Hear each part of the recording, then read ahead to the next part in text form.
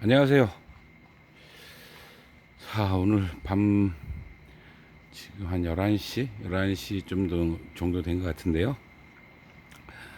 열대야 아주 굉장히 심합니다. 온도가 꽤 높은 것 같아요. 제가 지금 온도계를 보지를 않았는데 한번 좀 보면은 몇 도나 되려나요? 27.7도네요. 온도가 안 내려갑니다.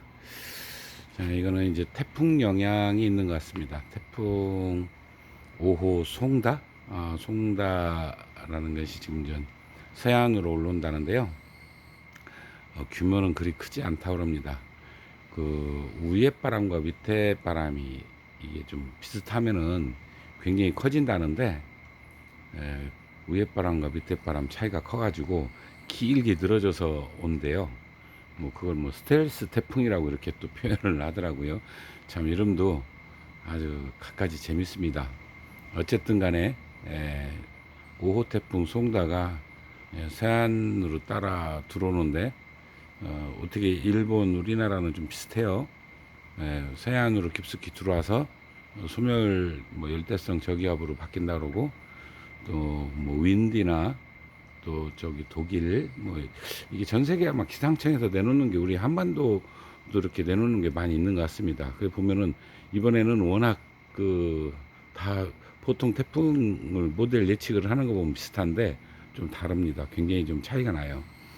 이쪽 뭐 수도권으로 꺾어져 들어온다는 데도 있고, 충청도로 꺾어져 들어온다는 데도 있고, 어쨌든 태풍은 태풍입니다. 무슨 얘기냐면 뭐 썩어도 준치라고 바람 피해, 비 피해 있을 가능성이 있죠. 특히 남부 지방은 비 피해가 많을 것으로 이렇게 예상을 하고 있고, 뭐 이쪽 중부 지방은 바람 피해가 있을 수도 있다. 근데 실제 지금 기상청에서 내놓는 거는 초속 10m가 안 돼요. 충청도는 그러나 이제 모릅니다. 그 전에도 예측을 내놓는 게 좀 다 맞지는 않았으니까요. 어쨌든 잘 챙기시기 바랍니다. 자, 이제 8월달 난관리. 제가 7월달은 예기치 않게 그 한 달 내내 여름 분갈이를 했습니다. 저희 난실로 위탁이 들어온 두 군데가 있었는데요. 두 군데가 그리 썩 상태가 좋지가 않아 가지고 그거를 전체 통 분갈이를 했었습니다. 그러다 보니까 여름 분갈이 때문에 이제 제 거를 다 못했어요. 제가 이제 좀 늦게까지 해야 될 것들이 있는데, 제 거를 다 못해서 지금부터 또 이제 가을까지 제가 이제 틈틈이 또 분갈이를 합니다.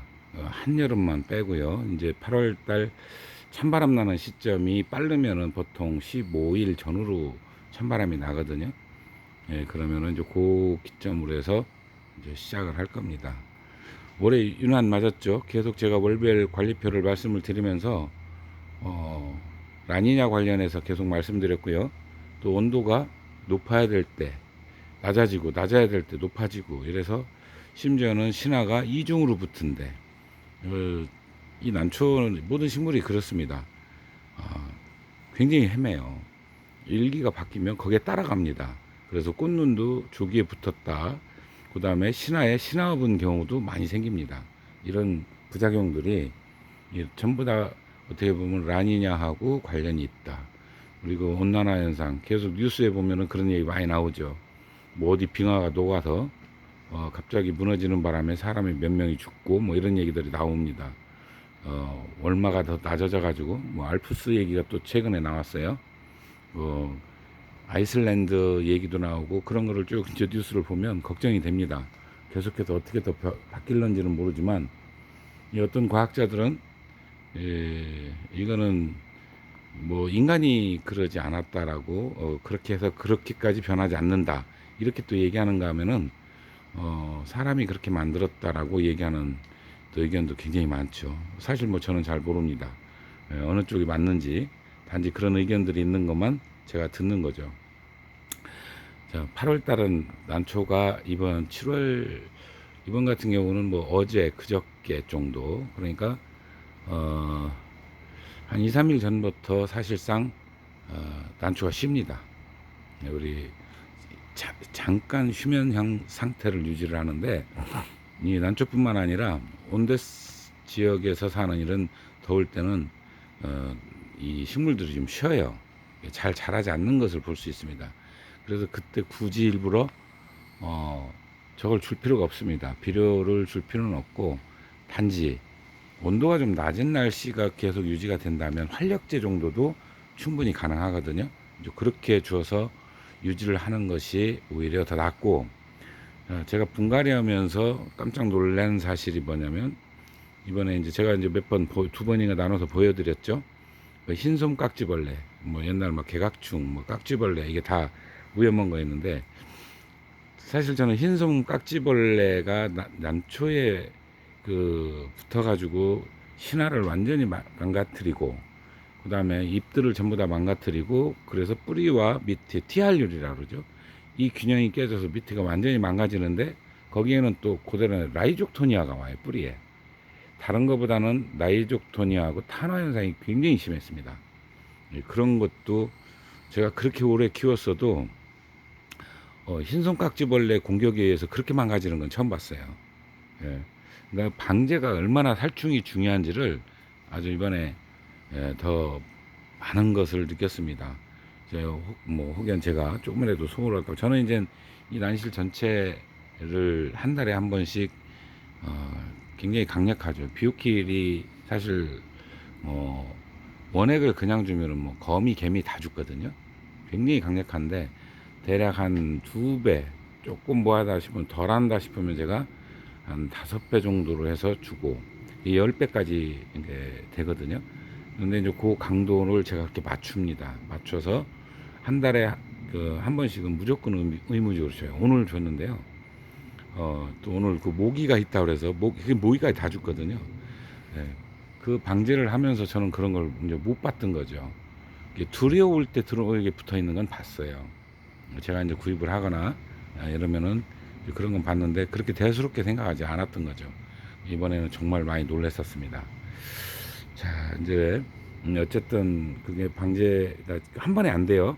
그 깍지벌레류가 솜깍지벌류, 얘네들이 그 왁스층, 그러니까 그 물을 닿지 않게 하는 그런 어떤 뭐를 만드나 봐요. 그래서 한 번에 묻질 않습니다. 그래서 그 부분도 제가 이제 말씀을 드렸었죠. 자, 관리표를 잠깐 보고 말씀을 드리면, 2022년도 8월, 이게 뭐 광량은 뭐 되네 큰 차이가 없고요.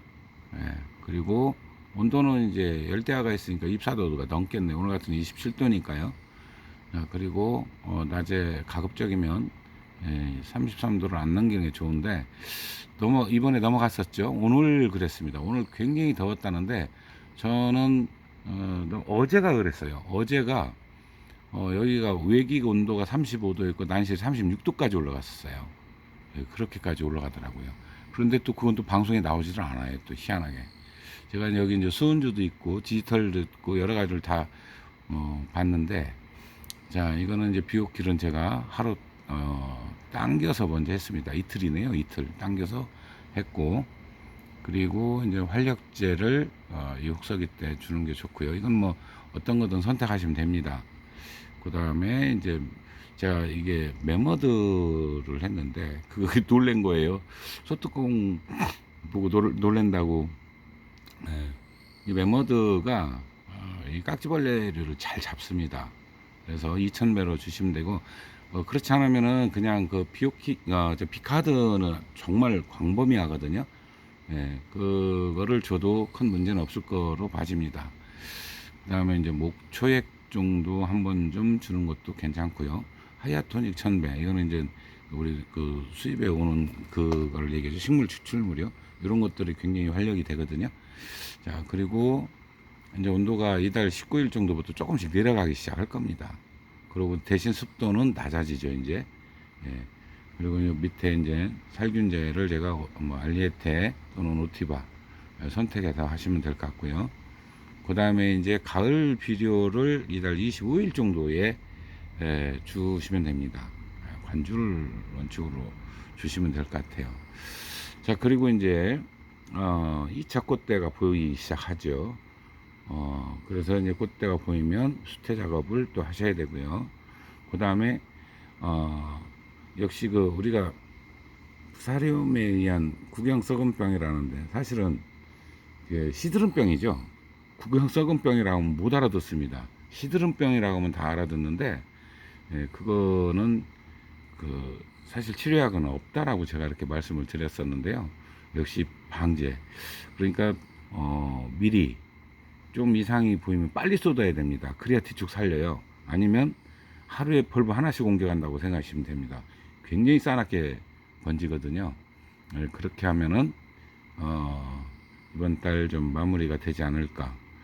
자, 이게 폭염이 길어질 가능성도 있다는데 제 생각은 뭐 그거에서는 큰 차이는 없을 것 같아요. 이게 지금 신화 상태를 보면 저는 좀 늦은데 예, 작년보다 확실히 늦습니다. 저희 요쯤 되면 많이 크거든요. 근데 지금 이런 정도로 보이고 있어요. 확실히 좀 늦은 것을 알 수가 있어요.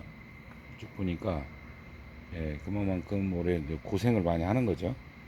자, 이렇게 해서 8월달 1년 농사 중에 8월달에 가장 병충해가 극성을 많이 피죠. 또 이제 그것뿐만 아니라 뭐 손깍지벌레 제가 얘기했지만 그것뿐만 아니라 주변에 그 뭐라 그러죠? 막 그 개망초나 뭐 오이, 고추 이런 데는 또 총체벌레가 또 들어올 수 있어요. 총체벌레는 배율이 다릅니다. 그 비카드를 할 경우 1000배로 하셔야 돼요. 그 2000배로 잘 안 죽습니다. 그런 거 확인 꼭 하시고 그렇게 해서 관리하시면 8월달 무사히 잘 날이라고 생각이 듭니다. 자, 날씨가 무척 덥다 보니까 오늘도 제가 산에를 좀 갔다 왔는데요. 완전히 땅구멍이 열려서 제정신이 아니에요. 뭐 앞에 보이지도 않고 건강 잘 챙기시기 바랍니다. 또 신화 또 산채철이다 보니까 많이 다니시죠. 그 뭐라고 그러죠? 포도당 정제염이라고 하나요? 그거 항상 비상시 아니면 이온 음료를 꼭 가지고 다니셔서 탈수가 오지 않도록. 굉장히 더울 때는 순식간에 오거든요. 그걸로 제가 아주 고생을 해본 경험이 저도 여러 번 있어서 그렇게 말씀드리고 마무리하도록 하겠습니다. 항상 건강 잘 챙기시고요. 항상 또 구독해 주셔서 감사의 말씀 또 드립니다. 고맙습니다.